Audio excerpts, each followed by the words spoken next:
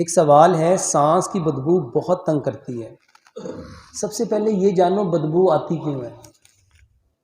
بدبو میرے محترم بھائیوں، جو بندہ چغلی کرتا ہے، جو بندہ غیبت کرتا ہے، اس کے منہ سے کبھی خوشبو آ ہی نہیں سکتی۔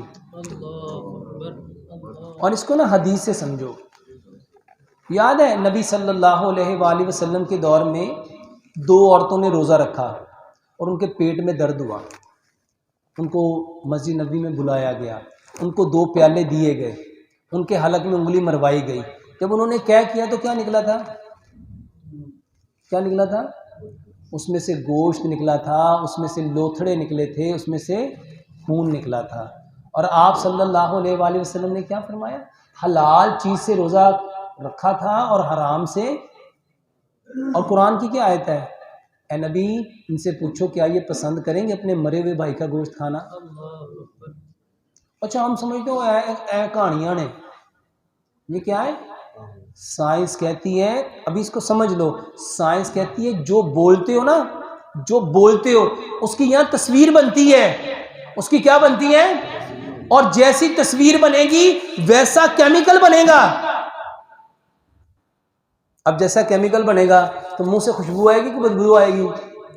اچھا ہم ماؤتھ واشنر صاف کرتے ہیں کہ میرا منہ، میں گارگلین لے لوں گا، میں لسٹر لے لوں گا، میں اپنے منہ کو دیکھنا میں اس سے صاف کر لوں۔ یقین جانو چغلی کرنے والا، غیبت کرنے والا اپنے منہ میں پرفیوم کی بوتل بھی ڈال لے، کبھی خوشبو آ سکتی؟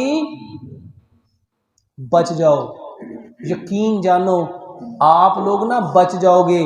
کبھی غیبت نہ کرو، کبھی چغلی نہ کرو، کسی کے بارے میں بات کرو ہی نہ۔ کرنی ہے تو کوئی اچھی بات کر لو، نہیں تو یقین جانو خاموشی اس سے کروڑ درجے بہتر ہے۔ یہ علاج ہے، یہ کہانیاں نہیں ہیں۔ یقین جانو گوروں کو پتہ چل گیا لیکن مسلمانوں کو پتہ نہیں۔ اچھا یہ باتیں میری ہیں کہ اللہ اور اللہ کے رسول کی ہیں؟ لیکن ہم نے کیا اس کو کبھی بیماری سمجھا تھا؟ اچھا موٹاپے کا بھی یہی سبب ہے، جتنی موٹی عورتیں ہوں گی، موٹے بندے ہوں گے، بتونی ہوں گے،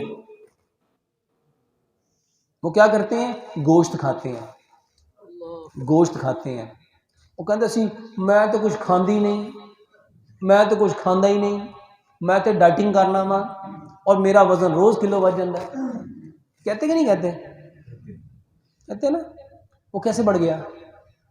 اور جو بولن لگتے ہیں، جو بولن لگتے ہیں، کسی دی تھی، کسی دی بہن، کسی دا پیو، کسی دا بھرا، چاچا، تایا، ماما، پھپھا، خالو، سب نو رگڑ دیندے ہیں۔